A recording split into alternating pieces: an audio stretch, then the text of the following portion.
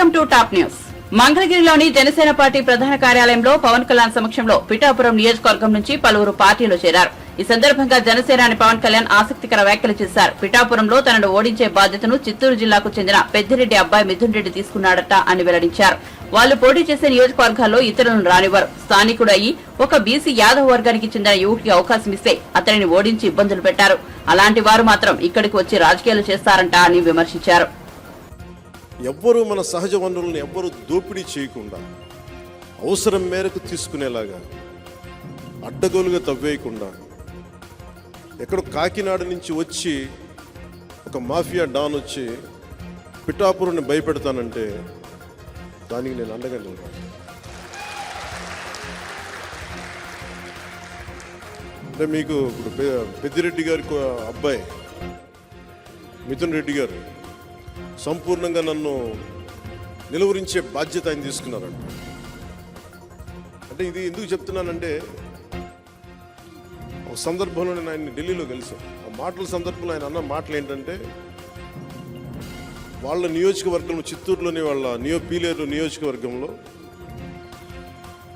మేము ఎన్ని కష్టాలు పడైనా సరే ఎంతమంది ఎదిరించైనా సరే మేము బయట వాళ్ళని రానివ్వండి, మేమే కాపాడుకుంటాం మా నియోజకవర్గాన్ని. ఇంకెవరిని రానివ్వరు.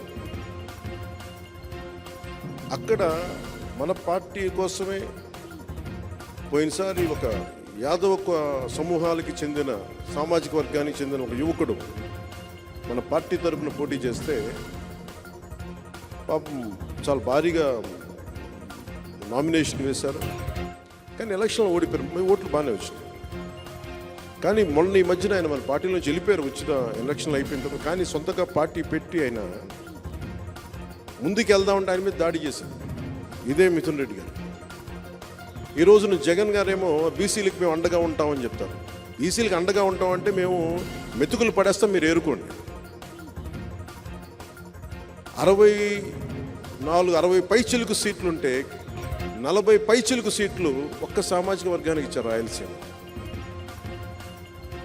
వీళ్ళు కూర్చోబెట్టి బీసీ అండగా ఉంటామని చెప్తారు. వీళ్ళు క్లాస్ వారి గురించి మాట్లాడతారు. నాకు జగన్ రెడ్డి గారి మీద కానీ మిథున్ రెడ్డి గారి మీద నాకు వ్యక్తిగతంగా నాకు కోపాలు లేవు వీళ్ళ మీద. ఇంకెవరు రాజకీయాల్లోకి రాకూడదు.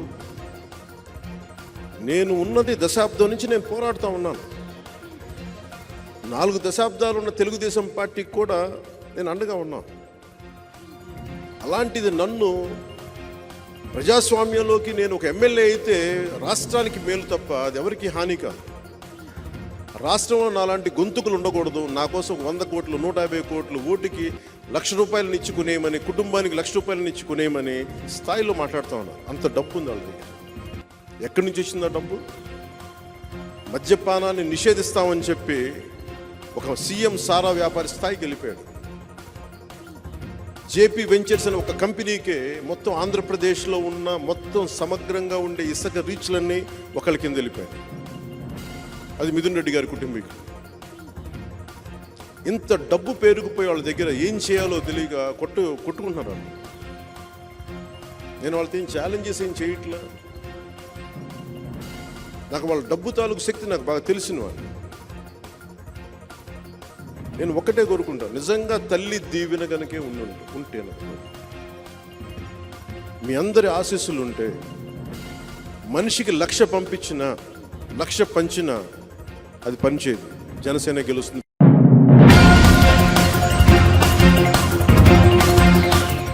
చిలుకలూరిపేట ప్రజాగలం బహిరంగ సభలో మైక్ మూగవోవడం కూటమి ఓటమికి సంకేతమని మంత్రి అంబటి రాంబాబు సెటైర్ వేశారు. ఆయన మీడియాతో మాట్లాడుతూ దేశ ప్రధాని హాజరైన సభకు మైకుకు కూడా సరిచూసుకోలేని వారు ఇక రాష్ట్రాన్ని ఏం పరిపాలిస్తారంటూ ఎద్దేవా చేశారు. చిలుకలూరిపేట కూటమి సభ అటర్ ఫ్లాప్ అయిందని అన్నారు. 2014లో ఇదే కూటమి అధికారంలోకి వచ్చి రాష్ట్రాన్ని ఎంత ఆగం చేస్తుందో అందరికీ తెలుసునని అన్నారు. ప్రజాకాలంలో కుర్చీలు అన్ని ఖాళీగా దర్శనమిచ్చాయని కామెంట్ చేశారు. ఆ సభ తర్వాత టీడీపీ అధినేత చంద్రబాబు దత్తపుత్రుడు పవన్ కళ్యాణ్ అవధూతాభావంలో ఉన్నారని తెలిపారు. రాష్ట్రంలో ప్రతిపక్షంలో ఉన్న పార్టీలన్నీ కలిసి ఎన్ని కుట్రలు చేసినా ప్రజల గుండెల్లో ఉండేది జగనేనని పేర్కొన్నారు. ఒకప్పుడు టెర్రరిస్ట్ అని చెప్పినటువంటి ప్రధానమంత్రి టెర్రరిస్ట్ అని చెప్పినటువంటి చంద్రబాబు నాయుడు గారు వెళ్ళి అమిత్ షా ఇంటి ముందు పడిగాపులు కాచి కాళ్ళు పట్టుకొని మళ్ళా నేను చెప్పే మాటలు కాదు ఇది. వాళ్ళు చెప్పుకుంటున్నారు టీవీలో, మళ్ళీ వచ్చి పొత్తు పెట్టుకున్నారు. మళ్ళా చిలకూరుపేటలో ఒక అద్భుతమైన బహిరంగ సభ జరుగుతుంది, మాకు హైప్ పెరిగిపోద్దని పెద్ద హంగామా చేశారు. చిలకూరుపేటలో ఏదైతే ప్రజాగళం, అప్పుడేమో యువగళం, ఇప్పుడు ప్రజాగళం అని పెట్టారు. చిలకూరుపేట బహిరంగ సభ ఏ సందేశాన్ని ఇచ్చిందని మనం చేస్తున్నాం. టోటల్ వీక్నెస్ని మీరు ముగ్గురు కలిసి పోటీ చేసినా మీకు బలం లేదు, జగన్మోహన్ రెడ్డి గారిని ఓడించలేరు అనేటటువంటి స్పష్టమైనటువంటి సందేశాన్ని రాష్ట్ర ప్రజానీకానికి ఇచ్చినటువంటి సభ మీ ప్రజాగళం. ప్రధానమంత్రి వచ్చి మాట్లాడినటువంటి ఆ సభ తరువాత కూడా మీకు హైప్ రాలేదు. ప్రజలు మిమ్మల్ని నమ్మేటటువంటి పరిస్థితి లేదు. అక్కడ ఎవరు ఏం మాట్లాడారో నేను విపులంగా చెప్పవలసిన అవసరం లేదు, కానీ ఈ మాట్లాడిన తీరును బట్టే మీరు మీ ఓటమిని అంగీకరించారు అనేది చాలా స్పష్టంగా అర్థమైపోయినటువంటి అంశం. ఒకటి, జెండా సభ తర్వాత ఒక అభద్రతాభావం నారా చంద్రబాబు నాయుడు గారు. మళ్ళా తర్వాత నిన్న జరిగినటువంటి ప్రజాగళం తర్వాత ఒక అభద్రతాభావం. నీ జీవితం అంతా అభద్రతాభావంతోనే బతుకుతున్నావు ఇవాళ జగన్మోహన్ రెడ్డి గారు వచ్చిన తర్వాత. నాకు నిగురుతున్నాయని నారా చంద్రబాబు నాయుడు గారు మీరు ఎప్పుడు రాజకీయాల్లో ప్రవేశించారు? డాక్టర్ వైఎస్ రాజశేఖర రెడ్డి గారు మీరు ఒకేసారి రాజకీయాల్లో ప్రవేశించారు. డాక్టర్ వైఎస్ రాజశేఖర రెడ్డి గారు జగన్మోహన్ రెడ్డి గారి తండ్రి. ఆయన కుమారుడు దురదృష్టవశాత్తు ఆయన మరణించాడు. ఆయన కుమారుడు పార్టీ పెడితే అప్పుడెప్పుడో పెట్టిన రాజకీయ పార్టీ, అప్పుడెప్పుడో రాజకీయాల్లోకి వచ్చావు నువ్వు. నీ కుమారుడి వయసున్న రాజశేఖర రెడ్డి గారి కుమారుడితో ఇదిగా రాలేకపోతున్నావే, ఇది నీ వైఫల్యం కాదా? ఇది నీ అభద్రతాభావం కాదా? ఇద్దరితో కలిసి రావడానికి కూడా అభద్రతాభావం, ముగ్గురితో కలిసి వస్తున్నా అప్పుడు అభద్రతాభావమే. ఇంకెవరు లేరు, లేదా అని కూడా కలుసుకుంటావు నలుగురు ఉంటే. నీ మొత్తం రాజకీయం అంతా ఈ 5 సంవత్సరాలు అభద్రతాభావంతోనే బతుకుతూ ఇవాళ అంటాడు భద్రత లేదంట. ప్రధానమంత్రి గారు వస్తే భద్రత చూపించలేదంట రాష్ట్ర ప్రభుత్వం, పోలీసు యంత్రాంగం. ఏమైనా తెలియజెడతాను, నారా చంద్రబాబు నాయుడు గారు మీరు చాలా అనుభవిస్తుంది కదా, 40 సంవత్సరాల పైచులకు రాజకీయ చరిత్ర ఉంది కదా, 14 సంవత్సరాలు ముఖ్యమంత్రిగా చేశారు కదా, ఎన్నో మహానాడు దిగారు కదా, ఎన్నో బహిరంగ సభలు నిర్వహించారు కదా. జగన్మోహన్ రెడ్డి గారు కానీ ఎక్కువ బహిరంగ సభ చేశావు నువ్వు నీ జీవితంలో. నీ దుంపలేక ప్రధానమంత్రి వస్తుంటే మైకు కూడా సరి చేసుకోలేని వాడిని, మైకు కూడా ప్రధానమంత్రి మాట్లాడేటప్పుడు వినిపించుకోకుండా పోతే అది భద్రతా వైఫల్యమా? అది నాట్ యువర్ నెగ్లిజెన్స్, అది నెగ్లిజెన్స్ కాదా? అది నీ అభద్రతా.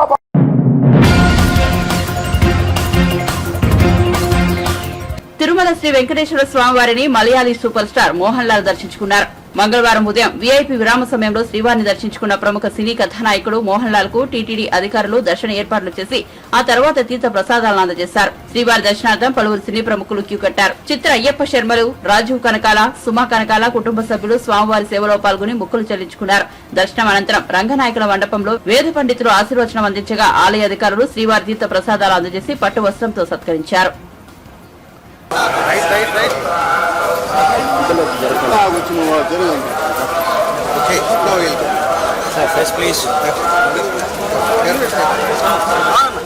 Very good darshan. Thank you guys, please. Sir, temple photo, sir, please. I'll talk. We'll talk later. Okay, sir, temple photo. Hey, Lokesh. Sir, one second, please. Sir, one minute, sir. No. Sir.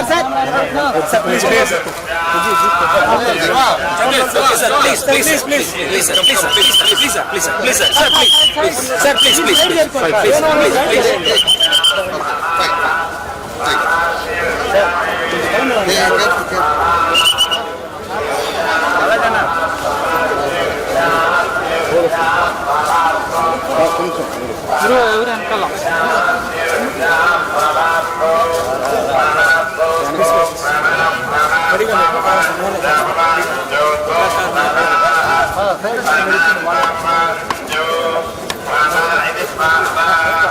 Ini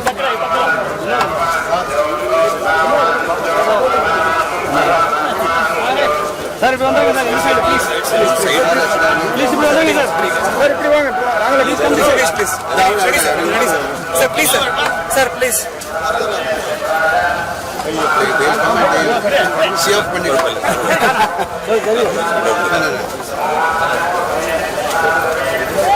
please leave him, sir, please. Sir, please leave. Please. Sir మీరు పోతూ ఉంటా మీరు చేతులు అడ్డం పెట్టదు.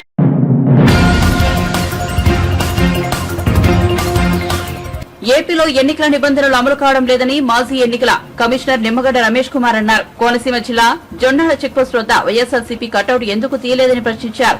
నేతల కటౌట్లను ఎన్నికల ఖర్చు కింద లెక్కించాలని కోర్టు చెబుతోందని పేర్కొన్నారు.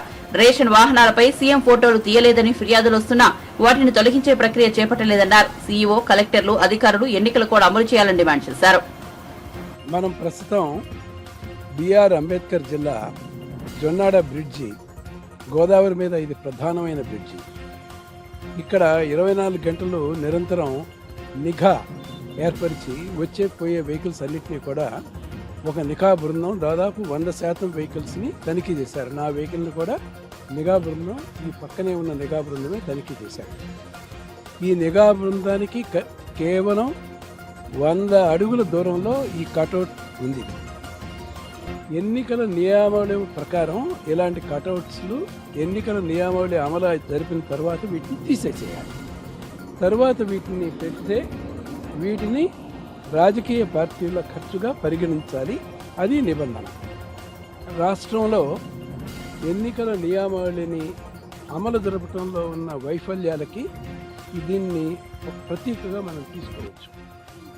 రాష్ట్రం అంతా అనేక రకాలుగా ప్రజాస్వామ్య స్ఫూర్తికి విరుద్ధంగా ప్రజాస్వామ్య స్ఫూర్తిని తూట్లు పడుస్తూ అపహాస్యం చేస్తూ ఎన్నికల కోడ్ని యథేచ్ఛగా వక్రీకరిస్తూ అపహాస్యం చేస్తున్న వాటిని పౌర సంఘాలు, ప్రజాస్వామ్యవాదులు అందరూ కూడా తీవ్రంగా నిరసిస్తున్నారు. ఇది సిగ్గుపడాల్సిన విషయం. రేషన్ డిస్ట్రిబ్యూట్ చేసే రేషన్ వ్యాన్స్ ఏవైతే ఉన్నాయో వాటి మీద ఉన్న ముఖ్యమంత్రి గారి చిత్రం ఏదైతే ఉంటుందో ఇది ఇంతవరకు తొలగించబడలేదు అని చెప్పేసి కంప్లైంట్లు రాష్ట్ర వ్యాప్తంగా వస్తున్నాయి.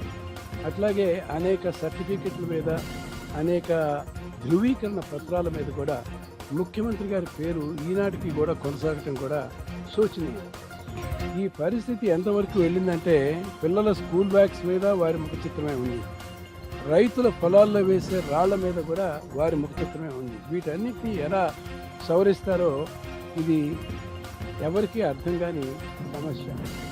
ఇది రాష్ట్రంలో ఎక్కడా లేనట్లు, దేశంలో ఎక్కడా లేనట్లు ప్రజాస్వామ్య స్ఫూర్తికి విరుద్ధంగా రాష్ట్రంలో ఎన్నికల నియమావళి అమలవుతుంది అని చెప్పేసి సిటిజన్స్ ఫర్ డెమోక్రసీ భావిస్తుంది.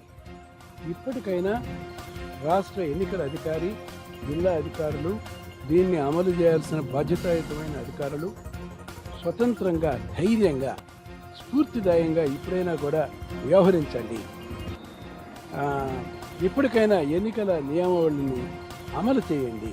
ప్రజల్లో విశ్వాసాన్ని పెంపొందించేలాగా చర్యలు తీసుకోండి. స్వేచ్ఛగా ఎన్నికలు జరుగుతాయి అనే భావాన్ని, భద్రతా భావాన్ని ప్రజల్లో నింపండి. ఈ దీంట్లో కనుక మీరు కనుక విఫలమైతే మనం చరిత్రహీనులుగా కూడా మిగిలిపోతామని చెప్పేసి నేను మీ అందరికీ కూడా మనవి చేస్తూ సెలవు తీసుకుంటున్నాను.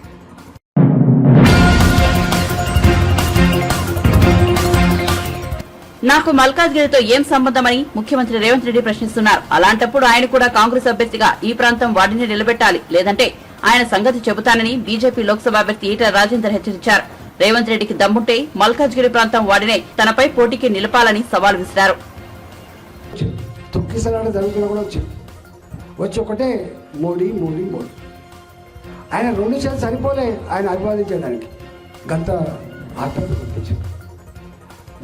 దానికి ఆయన చెప్పిన మాట ఏంటంటే, కింద దిగిన తర్వాత ఇంత గొప్ప ప్రేమను నేను ఎక్కడ చూడలే, తెలంగాణ ప్రజలకు నా సల్యూట్ అని చెప్పి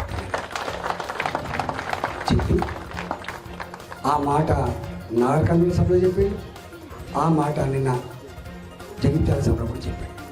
జగిత్యాల సభలో అంటే ఎంత ఇష్టం ఉందో, తెలంగాణ పట్ల ఎంత ప్రేమ ఉందో వారికి మలకాగిరితో మరొకసారి అర్థమైంది. కాబట్టి నేను ప్రశ్నించేవాడికి అని అనగానే వచ్చింది రేవంత్ రెడ్డికి ఎత్తిన్నాను. ఒక్కనాడే వచ్చిన అడే ఈ ఊరికి ప్రశ్నించే గొంతుకు ఓటేస్తే ఒక్కనాడైనా కరీంగూడకు వచ్చిందానే? ఒక్కనాడైనా ₹1 ఫండ్ ఇచ్చిందా? ఒక్కనాడైనా నియోజకవర్గ అభివృద్ధి కోసం చేసిందా? బ్రోకర్ మోడల్ అవునా కాదా? మరి ఏం చేద్దాం? ఇంకా ఆయన అంటాడు నన్ను పట్టుకొని ఈ ఇటలాలు ఎక్కడ అంటాడు. మరి నువ్వు బాబా 30 ఏళ్ళు ఇక్కడ, నాకు ఒక 10 ఊర్లలో ఇక్కడ నాకు ఇల్లు వాటి ఉంటుంది, 10-12 ఊళ్ళలో ఉంటుంది నాకు ఇల్లు వాటి. ఒక్క ఊళ్ళో కాదు, చిలాసాగర్ పో నాకు ఒక పాము ఉంటుంది, నాకు ఇల్లు వాటి ఉంటుంది, ములుకు పో ఒకటి ఉంటుంది, దేవరంజాలు పో ఒకటి ఉంటుంది, అలకలగూడని పో ఒకటి ఉంటుంది. 35 ఏళ్ళుగా తెలంగాణ ఉద్యమ బిడ్డగా ఈ ప్రాంత వాసిగా పుట్టింది కమలాపురే, కానీ పెరిగిందంతా ఇక్కడే. కాబట్టి నన్ను పట్టుకొని అంటాడు నీకేం సంబంధం అంటే నీకేం సంబంధం బిడ్డ, నీకేం సంబంధం? నీకు దమ్ముంటే ఒక ఛాలెంజ్ చేస్తున్నా, ఈ పార్లమెంట్ నువ్వు అంటున్నావు కదా నన్ను ఈ ప్రాంతంతో సంబంధం, నిజంగా నీకు దమ్ముంటే ఈ ప్రాంతం నుంచి ఒక ఎంపీ అభ్యర్థి నిలబెట్టు, బయట నిలబెట్టిన నీ సంగతి చెప్తూ ఇక దమ్ము లేదు, తెచ్చుదాండిగా ఏం కావాలి తెలుసా? 200 కోట్లు ఖర్చు పెట్టుడు కావాలట. ఈ తట్టుకోవాలంటే 200 కోట్లు ఖర్చు పెట్టుడు కావాలి. ఇంకొక 200 కోట్లు వాళ్ళకి ఇయ్యాలంట. అందుకే అమ్మ, ఇది రంగారెడ్డి జిల్లా, ఇది మల్కాజ్గిరి పార్లమెంట్. ఇక్కడ చదువుకున్న వాళ్ళు, నౌకరీ చేసిన వాళ్ళు ఇక్కడనే ఉంటారు, రిటైర్డ్ వాళ్ళు ఇక్కడనే ఉంటారు. దేశవ్యాప్తంగా ఉన్న హైదరాబాద్కి వస్తే వాళ్ళు బయటికి పోయి మళ్ళీ ఇక్కడనే శ్రీనివాసం ఏర్పాటు చేసుకుంటారు. ఎలా? ఇది మినీ ఇండియా, మల్కాజ్గిరి ఒక మినీ ఇండియా. ఆనాడు ఏదో నువ్వు ఓడిపోయినావు, ఏదో పాపం అని చెప్పి నీకు ఓడేసిన కర్మానికి ఒక్కనాడు మా ఊళ్ళో పండి రాలే, ఒక్కనాడు ₹1 అభివృద్ధి చేయకపోగా ఇవాళ నారాయణ పట్టుకొని నువ్వు ఈ మాట అంటున్నావు అంటే నీకు ఎంత ధైర్యం ఉండాలి, నీ కథ ఏంది కాదు కానీ నీకు అడగడం లేడా బిడ్డ? అధికారం రాగానే ఏది పడుతుంది మాట్లాడితే సహించడానికి ఎవరు ఉండదు. దానికి నువ్వంటే నీకు తేజమ్మని ఉంటాడు, గుర్తుపెట్టుకో. రేపు తప్పకుండా ఇక్కడ మల్కాజ్గిరిలో ఈ 200 కోట్లకో ఈ బ్రోకర్ మాటలకో ఇక్కడ నడిచే ప్రసక్తి లేదు. ఇక్కడ ఖచ్చితంగా ధర్మం, న్యాయం మాత్రమే చేస్తారు. రేపటి ఎన్నికల సమరంలో డబ్బు సంచులకు ధర్మానికి మధ్య యుద్ధం జరుగుతుంది. ఇక్కడ దేని మధ్య జరుగుతుంది? డబ్బు సంచుల.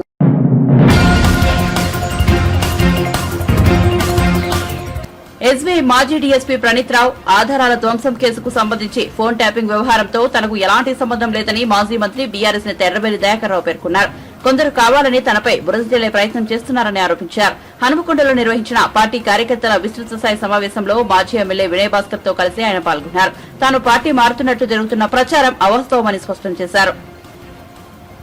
రౌతు మారేస్తారు, బీజేపీ వాళ్ళైనా కాంగ్రెస్ పార్టీ వాళ్ళైనా, అనేది తప్పులేదు. నా మీద కూడా ఇవాళ ఉదయం నుంచి అదే మోగుతాను. నేను పార్టీ వదిలిపెట్టే ముచ్చటే లేదు. ఈ పార్టీని కాపాడుకున్నందుకే సిద్ధంగా ఉన్నా, ఏ పార్టీలో పోయే ముచ్చటే లేదు. క్లియర్గా చెప్తున్నాం, టీఆర్ఎస్ పార్టీనే మళ్ళా బీఆర్ఎస్ పార్టీని అధికారాన్ని తీసుకొచ్చేందుకే ముందడబడి పనిచేస్తా. కార్యకర్తలకు ఈ కష్టకాలం నేను ఎన్నో చూశాను ప్రతిపక్షంగా, చాలా మంది ప్రతిపక్ష ముఖ్యమంత్రులు కూడా చూశాను, చాలా మందిని ఎదుర్కొన్నాను. నన్ను రాజశేఖర రెడ్డి ఎంత ఇబ్బంది పెట్టినా మీకు తెలియదా? నా వర్ధన్నపేటను నువ్వు రాకపోతే ఎస్సీ రిజర్వేషన్ చేస్తాను, నీకు ఎక్కడ నిలబడకుండా చేస్తాను, పోతమే అనుకున్నా. నేను పోలే. ఎంపీగా ఉన్నప్పుడు నన్ను ముందే ప్రయత్నం చేసిండు, ఎమ్మెల్యే ఉన్నప్పుడు ముందే ప్రయత్నం చేసిండు, నేను పోలే. మళ్ళీ నేను పాలకుర్తి ప్రజలు నన్ను గెలిపించింది. సార్ ఎన్ని ఇబ్బందులు వాళ్ళు ఫోన్ చేసినా, ఎన్ని ఇబ్బందులు పెట్టినా రాష్ట్రం కానీ కేంద్రం కానీ పోయే ముచ్చట్లేదు. టీఆర్ఎస్ పార్టీలో ఉండి కార్యకర్త కండదండలు ఉంటారు. ఎవరో తెలియదు, ఆయన ముఖం కూడా తెలియదు. ఆయన మా ఊరు ఆడబిడ్డ కొడుకట, వాళ్ళ అమ్మ ఎరికే. ఆయన గురించే తెలియదు, ఆ ఫోన్ ట్యాపింగ్ నాకు తెలియదు కూడా తెలియదు. కావాలని నాకు నిన్న మొన్న కూడా తెలిసింది. ఆయన ఫోర్స్ చేసి నా పేరు ఇరికేయాలనే ప్రయత్నం చేస్తాను. ఆయన చెప్పిందట అవ్వాలి, నాకు ఆయన ముఖం తెలియదు. ఆయన మా ఊరు, మా అమ్మమ్మ ఊరు పర్వతగిరి, అంతే తప్ప నాకేం సంబంధం లేదని ఆయన క్లియర్గా చెప్పినారు. కావాలని ఫోర్స్ చేస్తున్నారు నా పేరు పెట్టాలి. దేనికైనా ఎదుర్కొందని సిద్ధంగా ఉన్నాను. నేను వాస్తవంగానే చెప్తున్నా కదా, నేను దాంట్లో నాకు ఏ సంబంధం కూడా లేదు. పార్టీ వీడిపోతున్నాం. నాకు తెలిసిన కాడికి పార్టీ బార్టోళ్ళందరూ కూడా ఏదో బిజినెస్ చేసేటోళ్ళు, ల్యాండ్ దండాలు చేసేటోళ్ళు, తప్పు పనులు చేసేటోళ్ళు, ఇటువంటి వాళ్ళే రాజకీయాలలో అధికార పార్టీ ఉంటేనే బతకగలుగుతూ పోయేటోళ్ళు చాలామంది. చాలా నియోజకవర్గాలు పోయారు. నా దగ్గర కూడా పాలకుర్తి నియోజకవర్గాలు పోయారు, వర్ధనపేట నియోజకవర్గాలు పోయారు, అమ్మికుండలు పోయారు, వరంగల్లో పోయారు. పోయేటోళ్ళంతా కూడా ఏదో తప్పు చేసిన ఉండి రాష్ట్ర ప్రభుత్వంతో అక్కర్లో వేరే ప్రభుత్వాలతోటి అండ తీసుకున్నందుకు పోయేటికే అవకాశం ఉంటుందనేది నాకు రాజకీయంగా ఉన్న అనుభవం మీద చెప్తున్నా. ప్రజలు క్లియర్గా 100 రోజుల పరిపాలన లోపల ఫెయిల్యూర్స్ను రివ్యూ చేసుకుంటున్నారు. 100 రోజుల లోపల ఇది చేస్తా అది చేస్తా అని చెప్పి అన్ని మోసం చేశారు. ప్రజలు ఇవాళ క్లియర్గా ఉన్నారు. కేసీఆర్ గారు 10 ఏళ్ళు చేసిన స్కీమ్స్ రివ్యూ చేసుకుంటున్నారు. నీళ్లు లేవు, కాళేశ్వరంలో ఆ వంక పెట్టావు, దేవాదులో మొత్తం బంద్ పెట్టావు, మొత్తం పంటలు ఎండిపోతానే. ఎవరు దీనికి కారణం? ఈ కోఆర్డినేషనే. ఎంత ఎండలల్లో కూడా నీళ్ళు ఇచ్చిన మహానుభావుడు కేసీఆర్ గారు. 9 ఏళ్ల బట్టి నీళ్లు కంకణం కట్టుకొని ప్రతి ఎకరం పారించారు. ఈరోజు మొత్తం ఎండిపోతున్నదంటే ఎవరికి కారణం? ఇలా వాగులలో నీళ్ళు లేవు, బాయిలలో నీళ్ళు లేవు, బోర్లలో నీళ్ళు లేవంటే మీ చెర్లు నింపలే.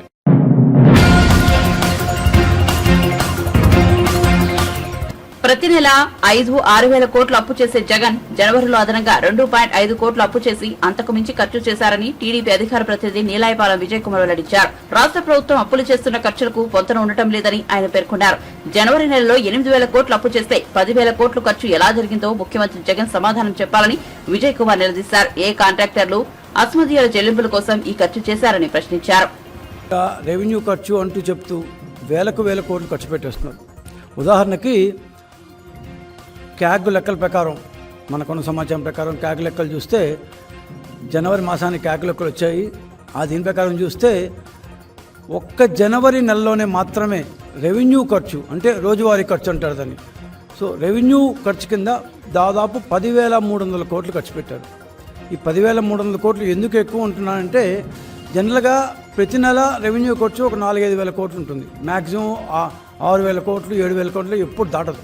గత సంవత్సరం కానీ దాని ముందు సంవత్సరం కానీ ఈ జనవరి మాసానికి ముందు సంవత్సరాల ముందు మంత్స్లా కానీ ఎక్కడ కూడా 6-7 వేల కోట్లు దాటం లేదు.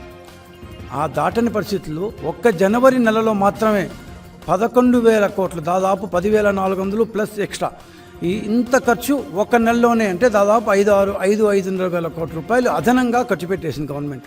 కానీ క్యాగ్కి ఇచ్చిన లెక్కలో మాత్రం 10,300 కోట్లు రెవెన్యూ ఖర్చు అంటూ చిన్న పద్ధతిని చూపిస్తారు. క్యాగ్ కూడా అర్థం చేసుకోవాలి. ఎందుకంటే దాదాపు ఇంత ఖర్చుని ఒక చిన్న స్టేట్మెంట్ కింద రెవెన్యూ ఖర్చు అంటూ ఇచ్చేస్తే ఇంకా ప్రతి నెల ఈ ఏమంటారు గవర్నమెంట్ ఖర్చులు ఇచ్చేం లాభం? 10,300 కోట్లు ఖర్చు పెట్టాము రెవెన్యూ ఖర్చు కింద, అంటే ఆ 10,300 కోట్లు బ్రేకప్ ఇవ్వకపోతే ఏం లాభం? క్యాగ్ యొక్క పారదర్శకత ఇక్కడ ఎక్కడొస్తుంది? సరే, ఇప్పుడు ఇంత ఖర్చు ఒక నెలలోనే ఎక్స్ట్రా పెట్టినప్పుడు అందరూ ఏమంటామంటే, అబ్బా జగన్మోహన్ రెడ్డి గారు ఏదో పెద్ద ప్రాజెక్ట్ పెట్టారు, లేకపోతే ఒక పెద్ద స్కీమ్ ఇచ్చారు, సంతోషం లేక కనీసం ఖర్చు పెట్టారనుకుందాం. కానీ ఏ స్కీములు లేవు, కొత్తగా ఏ స్కీములు లేవు. మాసానికి 5,000 కోట్లు ఉండే ఖర్చు ఒక్కసారిగా 10,300 కోట్లకు వెళ్ళిపోయింది. 5,000 కోట్ల రూపాయలు అదనంగా ఖర్చు పెట్టారు. మిగతా ఖర్చులు అంటే వడ్డీలు కట్టడం, సబ్సిడీలు, సిబ్బంది జీతాలు, పెన్షన్లు ఇవేమీ మారలేదు, ఇవన్నీ అట్లే ఉన్నాయి. కానీ ఖర్చు మాత్రం ఒక్కసారిగా 10,300 కోట్లకు వెళ్ళిపోయింది. ఏ అస్మదీయులకి పేమెంట్లు ఇచ్చారు, ఏ కాంట్రాక్టర్లకి పేమెంట్లు ఇచ్చారు? ఎన్నికలు వచ్చేసాయి, కోడ్ వచ్చేస్తుంది అంటూ జనవరి నెలలోనే మీ పందారానికి తెరలేపేశారా? ఎక్కడి నుంచి పెట్టారు ఈ ఖర్చు? కనీసం ప్రజలకి మీరు జీవోలు ఇవ్వరు, అన్ని కాన్ఫిడెన్షియల్ సెక్షన్లో పెట్టేస్తారు. అంటే ప్రజలకు ఏమాత్రం తెలియకుండా, ఏమాత్రం పారదర్శకత అనేది లేకుండా, ట్రాన్స్పరెన్సీ అనేది సున్నా, మీరు ఖర్చు మాత్రం బ్రహ్మాండంగా పెట్టేస్తారు. 5,000 కోట్ల రూపాయలు ఎక్కడికి వెళ్ళాయి? ఈ రెవెన్యూ ఖర్చు అని పెట్టిన దీంట్లో అసలు ఏం ఖర్చు పెట్టారు? ఏ కాంట్రాక్టుల కోసం, ఇందాక నేను చెప్పినట్టు ఏ అస్మదీయుల కోసం ఈ ఖర్చు అయింది. అసలు రెవెన్యూ ఖర్చు ఏంటి అంటే మామూలు సామాన్యులకి డౌట్ రావచ్చు, ఏంది రెవెన్యూ ఖర్చు అంటే కాఫీలు, టీలు, డీజిల్లు, పెట్రోలు, కాంట్రాక్టుల పేమెంట్లు, ఏదైనా సరే రోజువారీ పేమెంట్లో రెవెన్యూ ఖర్చు ఉంటారు. స్పెసిఫిక్గా ఒక్కొక్క స్కీమ్ ఇచ్చినప్పుడు నాన్ ప్లాన్ ఎక్స్పెండిచర్ అంటే ప్లాన్ ఎక్స్పెండిచర్. ఇప్పుడు ఆ యొక్క 2 పదాలు లేవు, కేవలం రెవెన్యూ ఎక్స్పెండిచర్, క్యాపిటల్ ఎక్స్పెండిచర్ 2 ఉన్నాయి. ఏదన్నా అదనంగా స్పెసిఫిక్ స్కీములు పెడితే ఆ స్కీములు పేర్లు ఇస్తారు. సో మొత్తానికి క్యాగ్కి ఇచ్చిన రిపోర్ట్లో సింపుల్గా రెవెన్యూ ఎక్స్పెండిచర్ అంటే 2,09,000 కోట్ల రూపాయలు ఈ సంవత్సరం ఖర్చు పెడితే 87,000 కోట్ల రూపాయలు రెవెన్యూ ఎక్స్పెండిచర్. మరి ఈ లెక్కలు ఎప్పుడు వస్తారా బాబు అంటే సంవత్సరం తర్వాత వస్తాయన్నమాట. నెక్స్ట్ బడ్జెట్ ఇస్తారే అప్పుడెప్పుడో అప్రోప్రియేషన్ ఆఫ్ అకౌంట్స్ అని చెప్పి ఒక్కొక్క పద్ధతిలో ఏం ఖర్చు పెట్టారు అంటూ వస్తుంది. అది మనకి అట్టా అర్థం కాదు, మన దాకా రాదు. అప్పటికి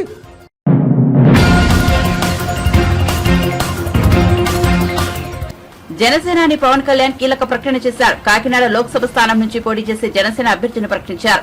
కాకినాడ ఎంపీ స్థానం కోసం జనసేన తరఫున తంగెళ్ల ఉదయ్ శ్రీనివాస్ బరిలో దిగుతున్నారని పవన్ వెల్లడించారు. మంగళగిరిలోని జనసేన కేంద్ర కార్యాలయంలో పిఠాపురం నియోజకవర్గం నుంచి చేరికల కార్యక్రమం జరిగింది. ఈ కార్యక్రమంలోనే పవన్ కాకినాడ ఎంపీ అభ్యర్థిని ప్రకటించారు. నేను ఒకటే కోరుకున్నాను, నేను ఎమ్మెల్యేగా గెలిచి బయట నియోజకవర్గానికి ముందు నా బాధ్యత చేసి పెడతాను, తర్వాత అన్ని నియోజకవర్గాలను చేసి పెడతాను. అంటే నా ద్వారా ఏం జరుగుతుందో చెప్తాను. ఎంతమంది అప్పుడు ఆ మూల కూర్చున్న ప్రతి ఒక్కరు కూడా మొత్తం అందరూ వాలంటీర్స్, ఎవరు డబ్బులు తీసుకొని పనిచేసేవాళ్ళు కదా, స్వచ్ఛందంగా మాకేదో ఒక తపన, అందరికీ నలిగి ఏదో తపస్సు, ఒక తపనతో వచ్చారు అందరూ.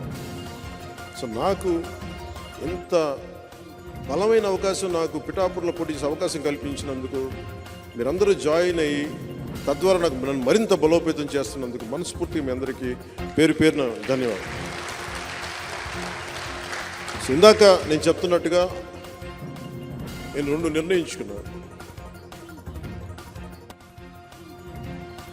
కేంద్ర నాయకత్వం అడిగితే,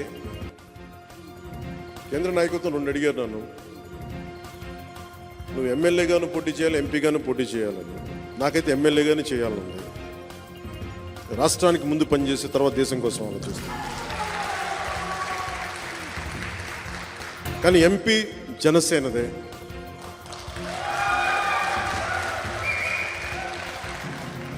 ఉదయ్ నా కోసం ఇంత త్యాగం చేశాడు కాబట్టి ఉదయ్ని ఎంపీ క్యాండిడేట్గా పంపిస్తాను.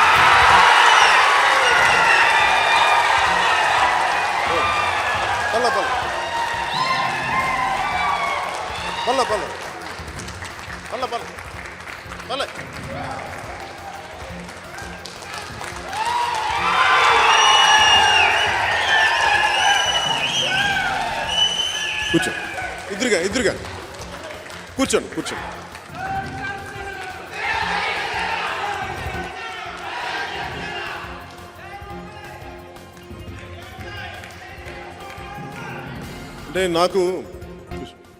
అంటే నాతోటి నన్ను వద్దనుకొని వెళ్ళిపోయిన వాళ్ళు తప్ప నేను ఎవరిని వద్దనుకోలేదు జీవితంలో ఇప్పుడు దాకా. ఒకసారి నా స్నేహం, నా ప్రేమ చూసిన తర్వాత నన్ను ఎవరికి వదలబుద్దే. మా మహేందర్ రెడ్డి గారు మన జనసేన పార్టీ వైస్ ప్రెసిడెంట్. నేను పిఆర్పి నుంచి యూత్ వింగ్లో ఉండి ఆ రోజు నుంచి ఈ రోజు దాకా నేను ఓడిపోయినా, ఏమైనా, కింద పడ్డా, మీద పడ్డా నా పక్కన ఉండిపోయాడు.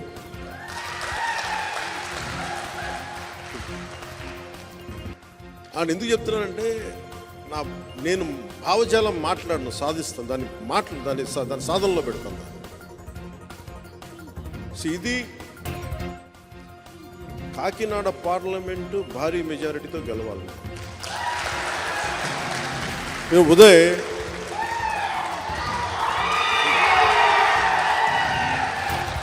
అంటే యాక్చువల్లీ చెప్పాలనుకోలే. అంటే ఉదయ్ లేదు మావాడు నాకు ఎసరు పెట్టవు కదా భవిష్యత్తులో సరదాగా. లేదు నాకు ఒక బ్రదర్ లాంటి తను, తమ్ముడు లాంటి నాకు. అందుకనే పవన్ కళ్యాణ్ అయ్యాడు.